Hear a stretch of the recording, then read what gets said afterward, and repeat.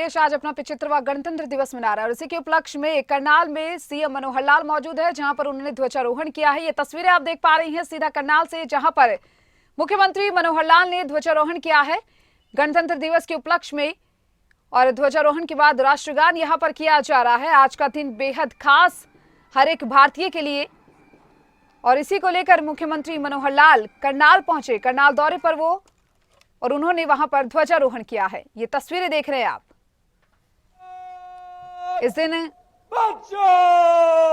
अपने देश के लिए प्राण देने वाले अमर सपूतों को श्रद्धांजलि अर्पित करता है। तो वहीं हरियाणा के सीएम राष्ट्रीय ध्वजारोहण के बाद अब मुख्य अतिथि महोदय द्वारा परेड का निरीक्षण किया जाएगा। समूची परेड के कमांडर वर्ष 2021 बैच के IPS ASP Shri Shubham Singh parade को आवश्यक दिशा निर्देश देने के उपरांत मुख्य अतिथि से अनुरोध करने के लिए आ रहे हैं।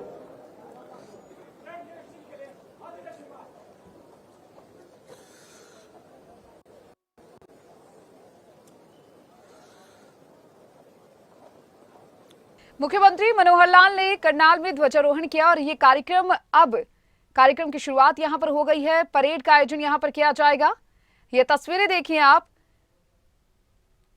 आज का दिन बेहद खास, देश अपना 75वां गणतंत्र दिवस मना रहा है। श्री ममता सिंह जी और समूची परेड के कमांडर एएसपी श्री शुभम सिंह एक गरिमामयी उपस्थिति के साथ 75वां गणतंत्र दिवस बहुत ही शान के साथ आसमान की बुलंद पर लहराता हुआ सबसे प्यारा, सबसे न्यारा हमारा तिरंगा, मंद मंद बहते हवा के ये झोंके, नील गगन में विचरण करते हुए पंछी भी आज राष्ट्रीय ध्वज को सलामी देते हुए प्रतीत हो रहे हैं। इसी तिरंगे को फहराने के लिए कितने ही देशभक्तों को एक लंबी लड़ाई लड़नी पड़ी। गणतंत्र दिवस के इन गौरवशाली क्षणों में जहां मौका है अपनी उपलब्धियों पर नाज करने का, वहीं आइए उन सभी ज्ञात व अज्ञात देशभक्तों को बड़े ही आदर और आभार के साथ याद करें, जो आजादी की खातिर घर से तो निकले लेकिन लौट कर वापिस नहीं आए। उन्हीं शहीदों के बलिदान की बदौलत हमने आजादी पाई।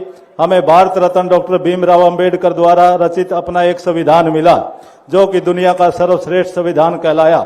ऐसे महान व्यक्तित्वों, स्वतंत्रता सेनानियों को मैं कोटि कोटि नमन करता हूं और अपनी भावभीनी श्रद्धांजलि अर्पित देता हूं। 74 वर्षों में खून पसीने से सींचा गया हमारा गणतंत्र समय के प्रहारों के बावजूद भी बहुत ही शान के साथ अपनी चमक बिखेर रहा है।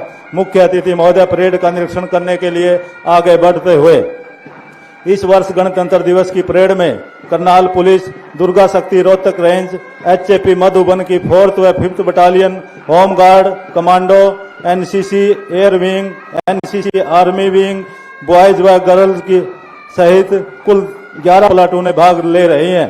ये सभी टुकड़ियां बहुत ही बेहतरीन तरीके से अनुशासन का परिचय देते हुए और बहुत ही मनमोहक और आकर्षक वेशभूषा से सुसज्जित है। मैं इन सभी परेड की टुकड़ियों को हार्दिक शुभकामनाएं, बधाई देता हूं। गणतंत्र दिवस में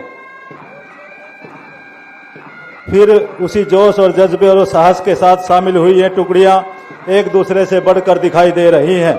इन जवानों के चेहरे पर देशभक्ति की भावना स्पष्ट झलक रही है। हमें देश के इन कर्णधारों पर हमेशा गर्व रहा है और रहेगा। गणतंत्र दिवस की गौरवशाली परंपरा को निभाते हुए माननीय मुख्य अतिथि महोदय परेड निरीक्षण के बाद मंच की ओर अग्रसर होते हुए आजाद भारत की यह शानदार परंपरा जिसे हम हर साल निभाते हैं, क्योंकि हमें अपने भारतवर्ष से बेहद प्यार है। आखिर भारत सिर्फ एक जमीन के टुकड़े का नाम नहीं, भारत तो वो विचार है जिसमें इंसानियत जन्म लेती है। भारत तो वो भाषा है जो प्रेम से पैदा होती है। भारत तो ज्ञान है जो आदमी को भगवान बनाता है। आइए हम इसी ज्ञान के बल पर विकास की नई मंजिलें, नए आयाम स्थापित करते हुए आगे बढ़ें, क्योंकि यही विकास हमारे शहीदों के सपनों को पूरा करता है। उनके सपने पूरे किए बिना सो जाना हमारी फितरत नहीं। आखिर एक लंबा सफर तय करना भी बाकी है। आज अपनी बारी रखो, कल उसकी बारी रखो, मंजिल जरा कुछ दूर है, कारवा अभी जारी रखो। माननीय मुख्य अतिथि महोदय परेड निरीक्षण के बाद मंच पर उपस्थित अब परेड कमांडर परेड को विश्राम का आदेश देंगे। उसके बाद माननीय मुख्य अतिथि महोदय का शुभ संदेश होगा।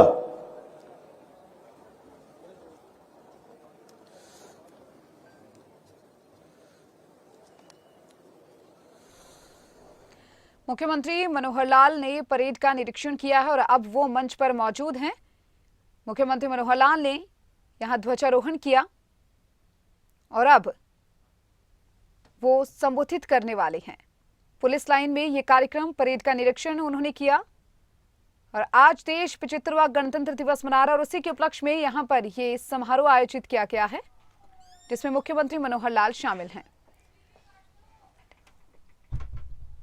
अतिथि एवं हरियाणा के यशस्वी मुख्यमंत्री माननीय श्री मनोहर लाल जी से अनुरोध करता हूं, आज के पावन अवसर पर प्रदेशवासियों के नाम अपना शुभ संदेश देकर हम सबको कृतार्थ करें। माननीय मुख्य अतिथि महोदय जी।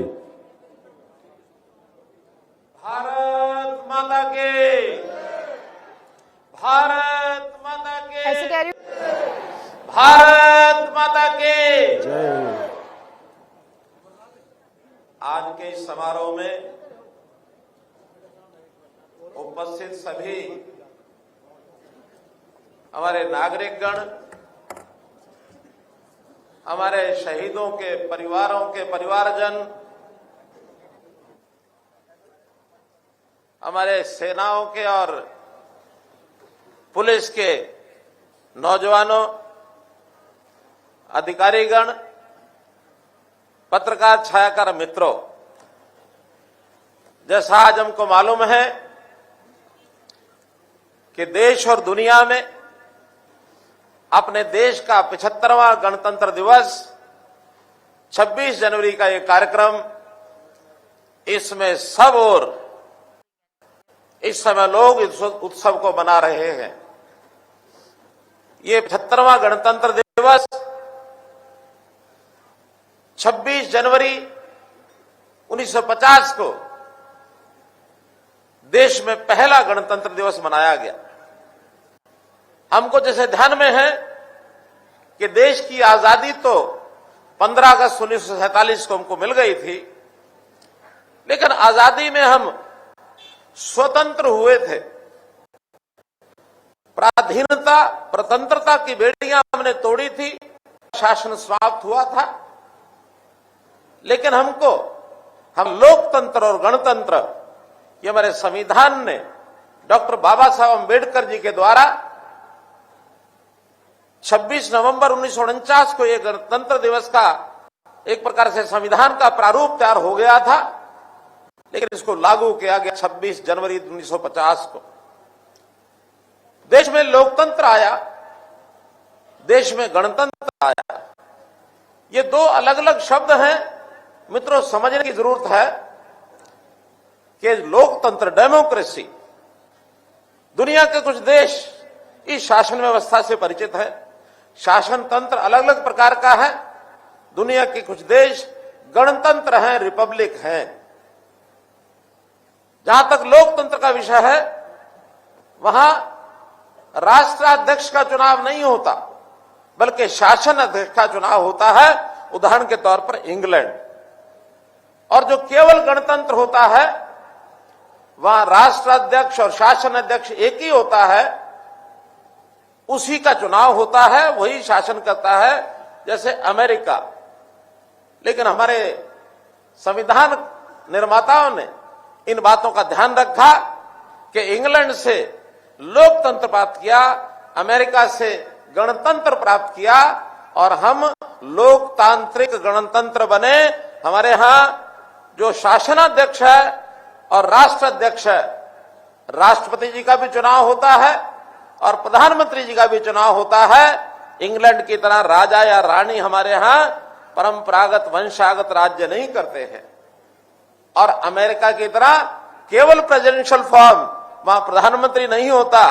वो दोनों ही शक्तियां एक ही हाथ में होती हैं। हमने सोच समझ करके अपने देश में दोनों व्यवस्थाओं का चेक एंड बैलेंस रखा। यहां जनता का भी शासन है, यहां संविधान का भी शासन है। कभी कभी जनता के शासन में कुछ बातें जनहित के विरुद्ध में भी कई बार शासन अध्यक्ष ले सकते हैं, लेकिन हमारा संविधान उन चीजों का बैलेंस रखता है। चेक एंड बैलेंस के कारण से लोकतंत्र और गणतंत्र मिलकर के ये भारतवर्ष का अनूठा एक शासन तंत्र है। इस बात को हमको ध्यान रखना चाहिए भाइयों बहनों।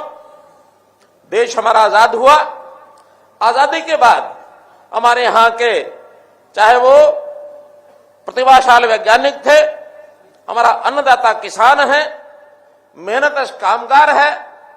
हमारे देश की जनता ने मिलकर के इस देश को दुनिया की एक बहुत बड़ी शक्ति और ये बनाया है। इस स्वतंत्रता सेनानियों को भी आज के इस दिन, जिन्होंने देश की आजादी के अंदर भाग लिया, और चाहे उसके बाद 1962 में, 1965 में, 1971 में कारगिल युद्ध में हमारे कितने ही वीर सैनिक शहीद हुए, मैं आज इस अवसर पर उन सब के चरणों में अपनी श्रद्धांजलि अर्पित करता हूं। आज का यह अवसर मेरा सौभाग्य है कि करनाल में पहली बार गणतंत्र दिवस मनाने का मुझे अवसर मिल रहा है। करनाल की धरती, करनाल के लोग मेरे प्रिय लोग हैं। ये दानवीर कर्ण की धरती बहुत कुछ अपने आप में समेटी हुई है। यहां पर दानवीर कर्ण का इतिहास के बारे में तो हम जानते ही हैं। आज भी हरियाणा में और देश में प्रगति के रास्ते पर चलने वाला, चाहे वो किसान हो, गेहूं का किसान हो, गन्ना का किसान हो, चाहे एनडीआरआई का संस्थान हो, इन सब के माध्यम से हम देश की सेवा कर रहे हैं। हमारी बेटी कल्पना चावला एक वैज्ञानिक, एक अंतरिक्ष वैज्ञानिक के नाते से उसने अपनी जान बाजी पर लगाकर और देश के इस स्पेस के मिशन में आगे बढ़ने का काम किया। वो भी एक स्मरणीय इस प्रकार का एक काम रहेगा हमेशा। हमारे यहां विश्वविद्यालय, चाहे वो पंडित दीनदयाल जी उपाध्याय का यानी मेडिकल विश्वविद्यालय हो, अथवा महाराणा प्रताप जी के नाम से अंजन थली में हमने और बागवानी का विश्वविद्यालय बनाया हो, इसके माध्यम से वे अपने प्रदेश की और देश की सेवा कर रहे हैं। भाइयों बहनों, आज का ये गणतंत्र दिवस हमारे लिए एक बहुत बड़ा उमंग का विषय है, उत्साह का विषय है, स्वाभिमान और सम्मान का विषय है। संस्कार भी इसमें हमको मिलता है। अपने निजी स्वार्थों से ऊपर उठकर देशभक्ति, राष्ट्रभक्ति के नाते से हम अपने आप को आगे बढ़ाते हैं। भाई बहनों, इस नाते से जो देश का गणतंत्र ये 1950 में लागू तो हुआ, लेकिन वर्षों तक इस गणतंत्र का आभास हमारे देश की जनता को हो नहीं पाया। अगर ये जनता का शासन है, जनता द्वारा है, जनता के लिए है, कहने को सब कहा गया, लेकिन प्राचीन समय से यानी देश की आजादी के बाद लगभग 60 साल तक हमारे देश के लोगों को गणतंत्र का लाभ नहीं हुआ, बल्कि यहां भी एक परिवार के नाते से इस देश की शासन व्यवस्था को फंसा कर रखा गया। ये तो संयोग है कि उस परिवार का जो शासन के नाते से वर्चस्व बना हुआ था, 1975 और 1977 के बीच में जो आपातकालीन लगी, उस आपातकालीन के अत्याचारों ने, उन अत्याचारों ने देश की जनता को जागरूक किया और पहली बार वास्तव में गणतंत्र क्या होता, जनता की भागीदारी क्या होती है, जब शासन व्यवस्था बदली, तब इस गणतंत्र का लोगों को आभास हुआ कि देश में शासन की व्यवस्था के माध्यम से हम अपना भविष्य ये बना सकते हैं। तो इस प्रकार से जो ये कांग्रेस का जो वंशागत राज था, उसको समाप्त करने की परंपरा ये उस समय शुरू हुई है। भाइयों बहनों, लगातार देश ने प्रगति की।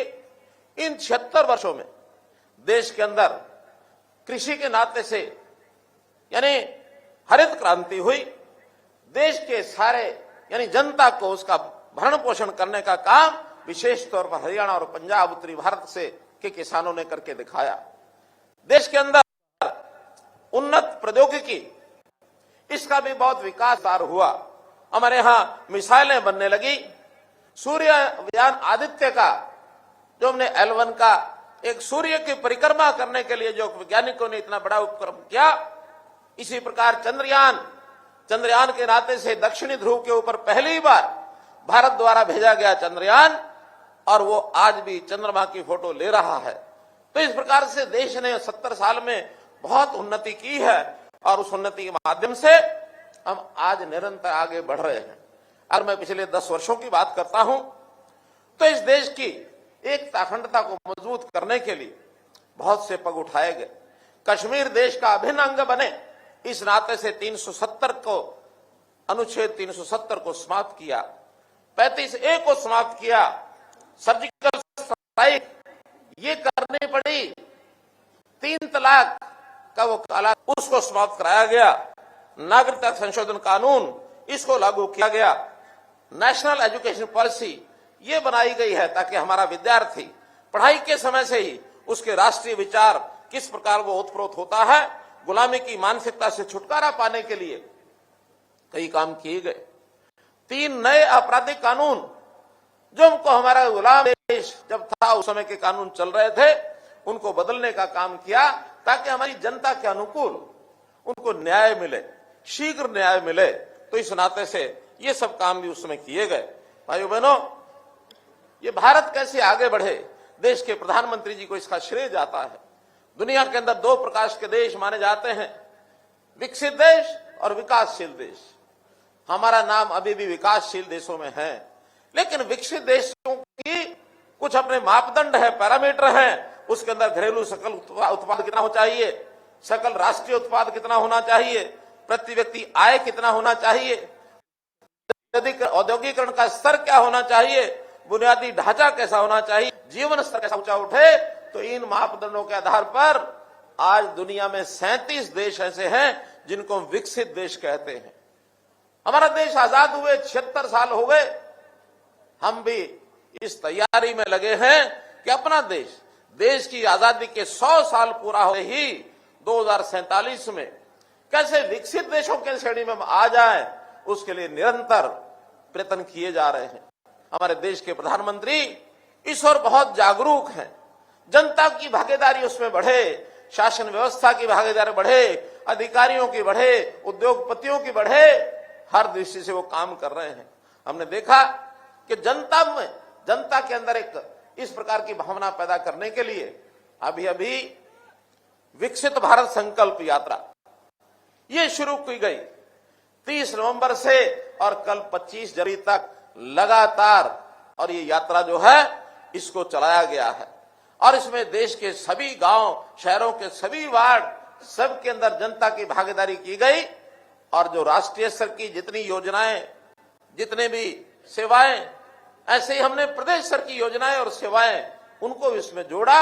हर किसी वंचित व्यक्ति को, जरूरतमंद आदमी को उसी स्थान के ऊपर उन सेवाओं का लाभ मिले। करोड़ों लोगों को इस प्रकार के लाभ दिए गए और इस प्रकार ये जो विकास यात्रा चलाई गई, देश के अंदर एक नई जागृति पैदा हुई है। अपने देश की आर्थिक व्यवस्था, अपने लोगों की, समाज की सब व्यवस्थाएं आगे बढ़े। मोदी जी ने विशेष तौर पर एक जो विशेष रथ का आयोजन किया और उस पर मोदी जी की गारंटी, इस मोदी जी की गारंटी की भी गारंटी उन्होंने हमको दी है। आने वाले 2047 तक अपना देश विकसित देशों में शामिल हो जाए, विकसित देशों के अंदर हमारी अर्थव्यवस्था अच्छी हो जाए। वैसे तो अभी 2024 का जो नया आंकड़ा आ रहा है, हम दुनिया के 5 बड़े देशों में शामिल हो गए अर्थव्यवस्था के नाते। चाहे वो सबसे बड़ी अर्थव्यवस्था मानी जाती है चाइना की और अमेरिका की, उसके बाद अगर मानी जाती है जापान और जर्मनी की, और इसके बाद भारतवर्ष की। 25 ट्रिलियन की अर्थव्यवस्था अमेरिका की है, 17.9 ट्रिलियन अर्थव्यवस्था चाइना की है, 4.2 जापान की है, 4.1 ट्रिलियन जर्मनी की है और भारतवर्ष बहुत नजदीक 3.4 ट्रिलियन आज उनके नजदीक पहुंच गया है। कुछ लोगों के अनुमान तो ये है कि अभी ये 2022 के मैं आंकड़े बता रहा हूं, 2024 में भारतवर्ष ने और 2 देशों को कवर कर लिया, जापान और जर्मनी को, और अब तीसरी व्यवस्था भी 2024 के आंकड़े में अनुमान लगाया जा रहा है। मैं देश के प्रधानमंत्री जी को इस मंच से उनका आभार प्रकट करता हूं, धन्यवाद देता हूं कि अपने देश को किस दिशा में, एक उचित दिशा में आगे बढ़ने के लिए उन्होंने प्रेरणा दी है और हम दुनिया के सिरमौर करते से देश के अंदर आगे बढ़े, ऐसा प्रयत्न किया जा रहा है। भाइयों बहनों, हरियाणा भी इसमें पीछे नहीं है। हरियाणा में अपने स्तर पर पिछले 9 वर्षों में बेहतरीन रिकॉर्ड ये बनाए हैं और बेहतरीन रिकॉर्ड्स में कई प्रकार की योजनाएं, व्यवस्थाएं तो देश के दूसरे प्रांत वो भी हमारा अनुसरण कर रहे हैं कि कैसे वो आगे बढ़े। विशेष तौर पर हमने शिक्षा में मापदंड एक रखा, एक मैपिंग कराई कि 20 किलोमीटर के अंदर 1 कॉलेज अवश्य होना चाहिए जहां हमारे बच्चे बच्चियां वो पढ़ाई के लिए जा सकें, किसी भी बेटा बेटी को 10 किलोमीटर से ज्यादा और वो सफर न करना पड़े, ताकि सुविधा पूर्वक अपनी शिक्षा घर के नजदीक वो ले सकें।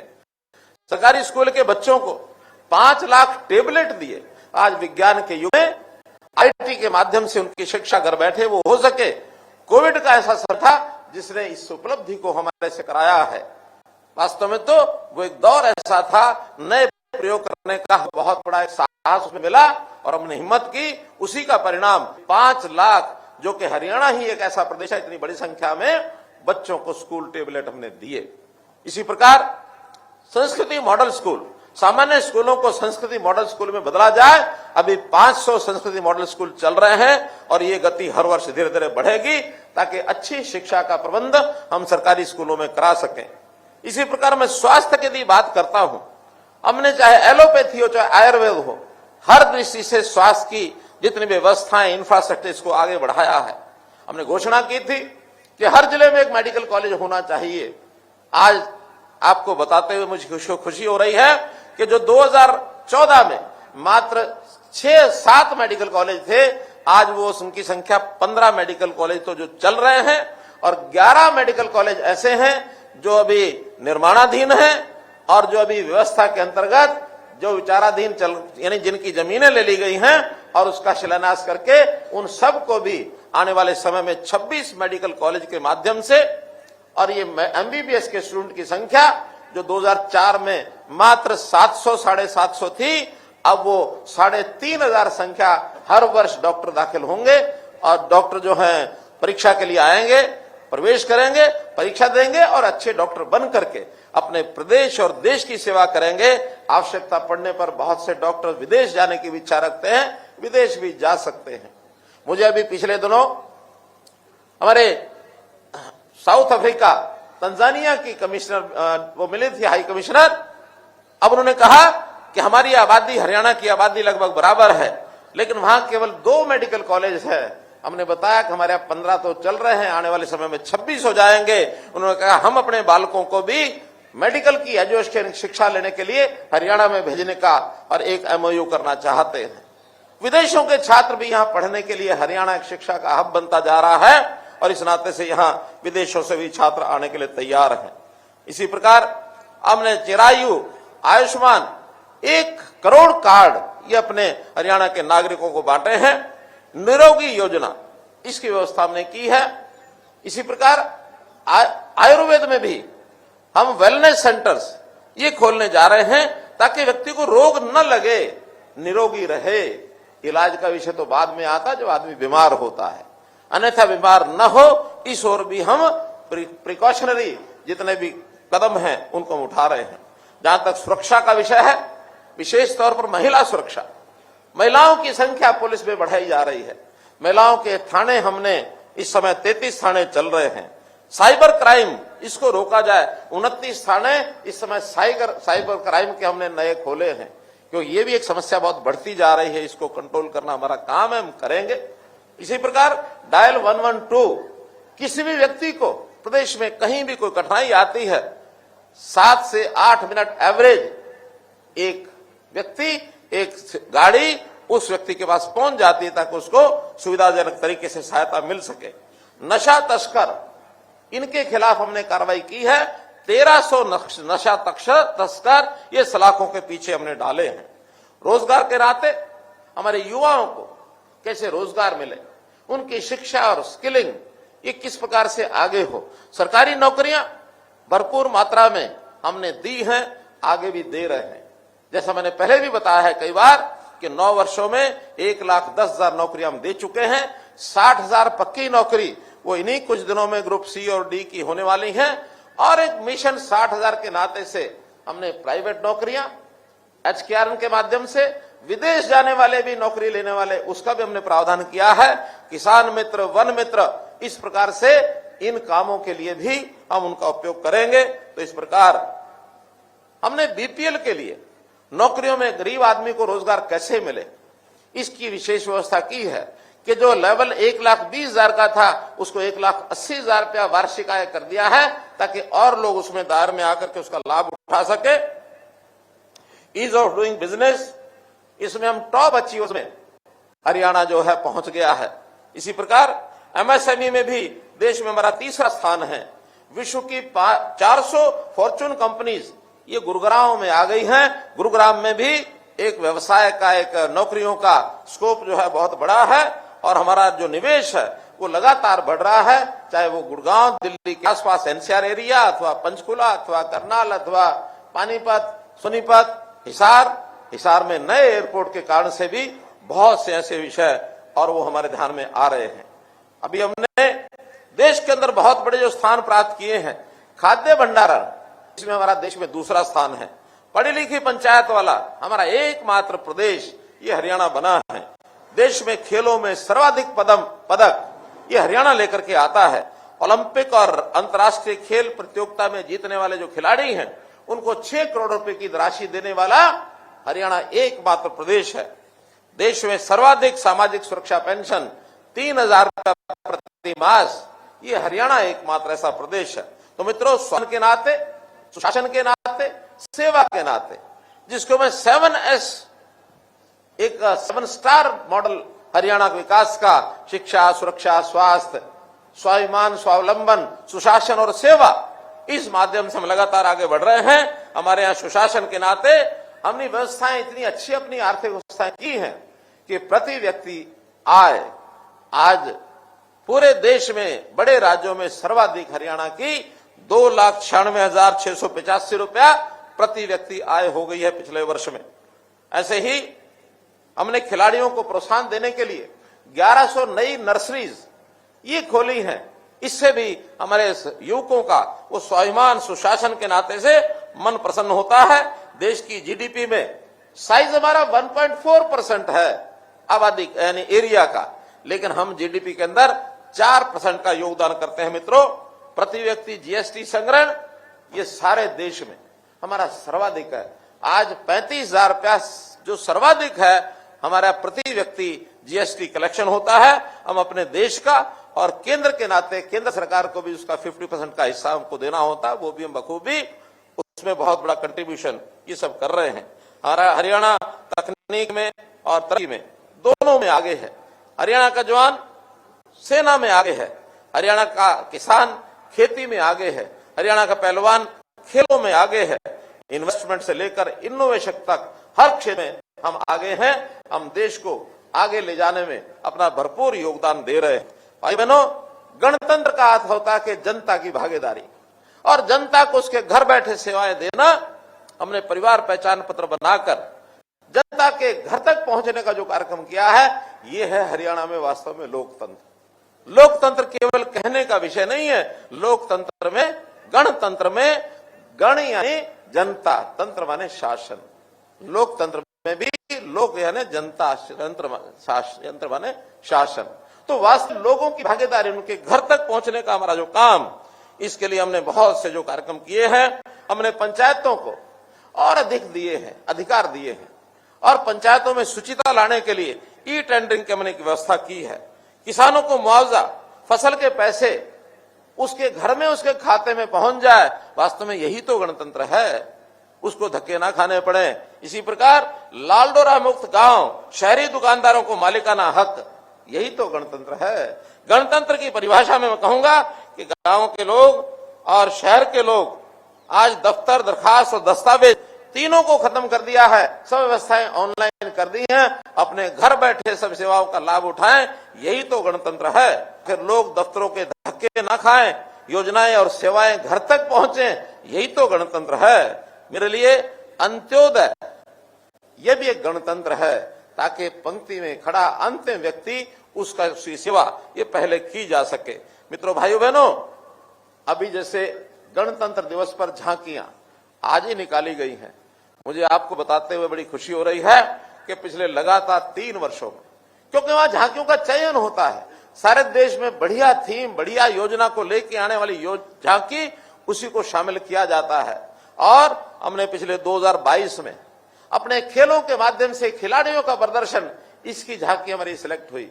2023 में हमारी गीता जयंती की झांकी, अंतर्राष्ट्रीय गीता जयंती, जो विश्व एक प्रकार से प्रसिद्ध ऐसा कार्यक्रम बन गया है, उसकी झांकी हमारी सिलेक्ट हुई। और इस बार आज भी हरियाणा की एक झांकी सिलेक्ट हुई, और जो उसमें परिवार पहचान पत्र की हमारी जो सेवा है, ये सिलेक्ट की गई, और इसको देश और दुनिया के सामने रखा गया कि हरियाणा में इस प्रकार का कार्यक्रम चलाया गया है। भाई बहनों, एक विषय का अगर मैं उल्लेख नहीं करता हूं तो शायद मेरी बात अधूरी रह जाएगी, और वो है अभी अयोध्या में प्रभु श्री रामचंद्र जी का जो मंदिर और वहां जो प्राण प्रतिष्ठा की गई 22 जनवरी को, जिसका देश भर में एक उल्लास, एक राम की जो एक मन में भावना, राम राज्य की कल्पना, ये सब की गई है। अगर मैं इसको अपनी शासन व्यवस्था के साथ जोड़ता हूं तो हमने तो जब से शुरू किया तब से राम राज्य की धारणा अवधारणा को ध्यान में रखते हुए, और किस प्रकार से उसमें यानी राम राज्य के सिद्धांत, ग्राम स्वराज्य, इसके लिए हमने काम किया। महिलाओं को 50% का प्रतिनिधित्व हमने दिया। गांव में अपने आप अपनी शासन व्यवस्था वो चलाएं, ये हमने किया। हमने राम राज्य का सिद्धांत, प्राण जाए पर वचन न जाए, जो हमने कभी भी कहा उसको पूरा किया, जो नहीं कर पाते उसको कहते भी नहीं है। इसलिए हमारा वचन जो होता है पक्का होता है, समय उसमें लग सकता है, क्योंकि बाधाएं डालने वाले बहुत लोग डालते हैं। नौकरियों की बात जब हम करते हैं, व्यवस्थाएं बनाते हैं, लेकिन एक गैंग हरियाणा में भर्ती रोको गैंग, और इसके पीछे की जो ताकतें हैं वो हमारी इस बातें अच्छे आगे बढ़ ना जाए, उनको भय लगता है, कहीं ना कहीं कोर्ट में जाकर इधर उधर जाकर उसके व्यवधान डालने में वो काम करते हैं। वरना हम पारदर्शी तरीके से ये सब काम करते हैं। प्रभु श्री रामचंद्र जी के गुण में उनका ये आता है कि गरीबों को, वंचितों को, उनको किस प्रकार से याद रखा जाए। हम उनकी बात को जानते हैं, जैसा कि जिस प्रकार से शबरी के पास वो गए, शबरी के बेर, ये कहानी हमने सुनी है। निषाद राज को उन्होंने अपना मित्र बनाया, गरीब परिवारों के अंदर जाकर के किस प्रकार से अपने संबंध बनाते थे।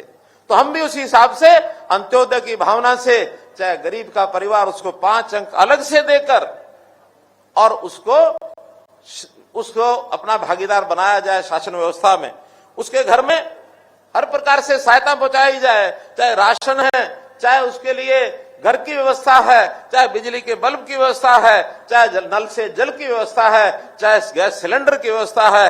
गरीब परिवार को किस प्रकार से मुख्य धारा में लाना और कैसे उसकी सहायता जो आवश्यकता उसको पूरा करना, ये हमारा उसी में से और एक विषय। महिलाओं के प्रति उनका जिस प्रकार का भाव रहता था, यानी देवी अहिल्या को उन्होंने किस प्रकार से पत्थर की मूर्ति को जीवंत कर दिया, किस प्रकार से उन्होंने महिलाओं के प्रति मन में एक भाव रहता था। उन्होंने मां की आज्ञा पालन करते हुए 14 वर्ष का वनवास लिया। उन्होंने सीता माता की सुरक्षा के लिए लंका को ध्वस्त किया। तो एक प्रकार से ऐसा माना जाता है कि महिलाओं का मान सम्मान आदर आज राम राज्य में उसी प्रकार से हो। दुख की बात तो यह है कि हमारे जो विपक्षी मित्र हैं इस प्रकार से बदनाम करने की कोशिश करेंगे, झूठी कहानियां बनाकर।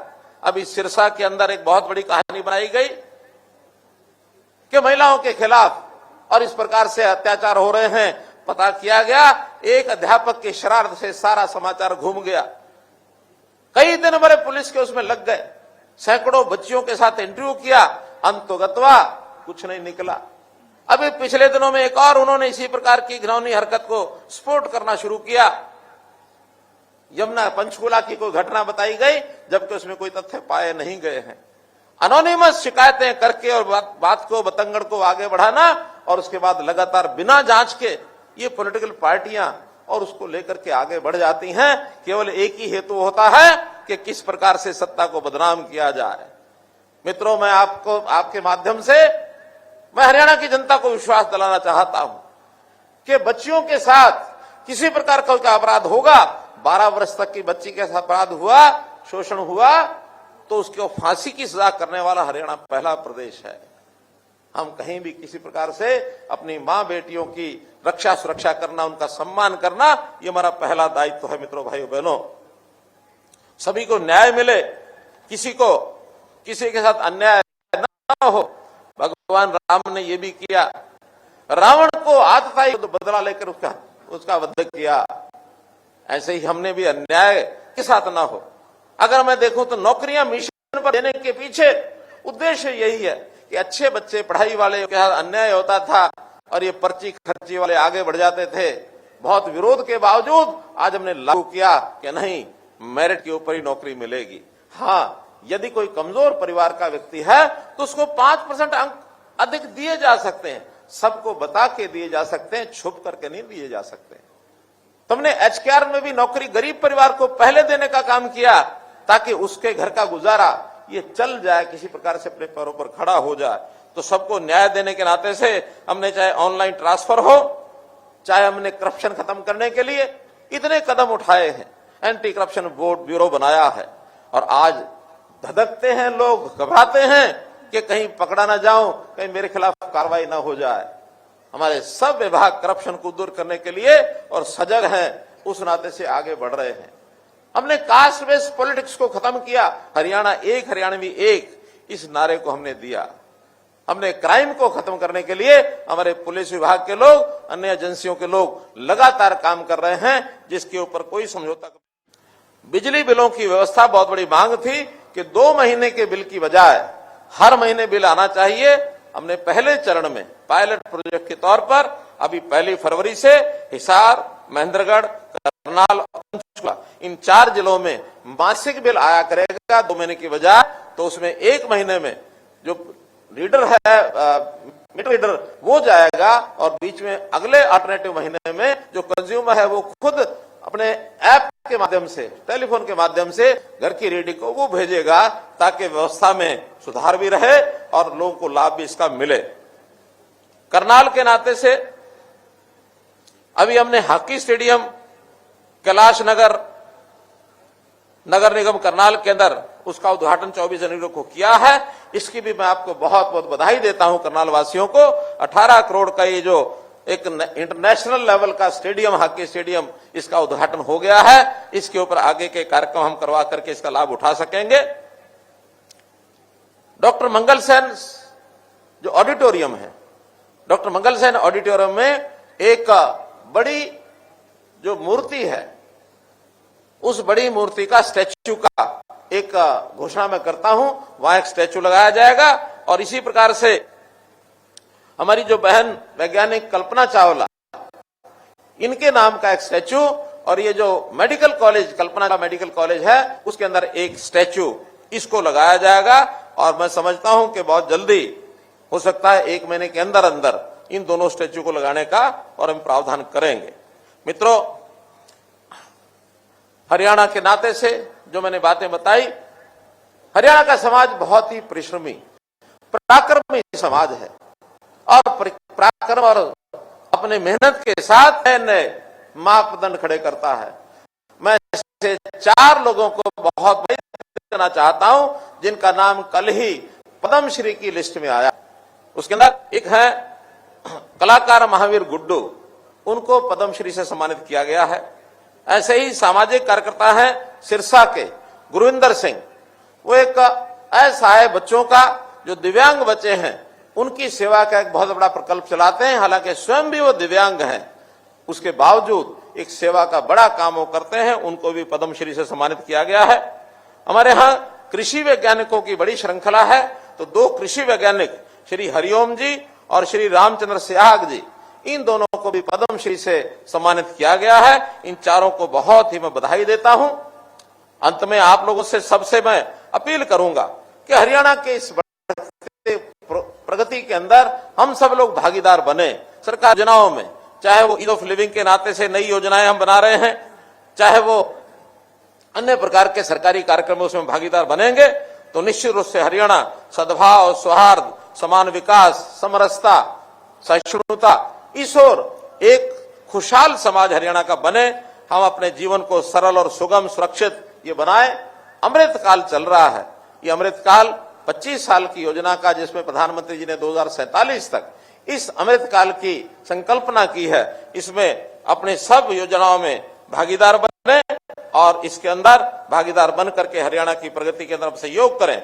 आज मैं माननीय अटल बिहारी वाजपेयी जी कविता, उनकी कविता की एक 4 पंक्तियां बोल करके मैं अपनी बात समाप्त करूंगा। हम पड़ाव को समझे मंजिल, लक्ष्य हुआ आंखों से ओझल, वर्तमान के मोहजाल में आने वाला कल न भुलाएं, आओ फिर से दिया जलाएं, मेरे साथ बोलेंगे जय हिंद, जय हिंद, जय हिंद, जय हिंद, जय हिंद। जय हिंद। धन्यवाद।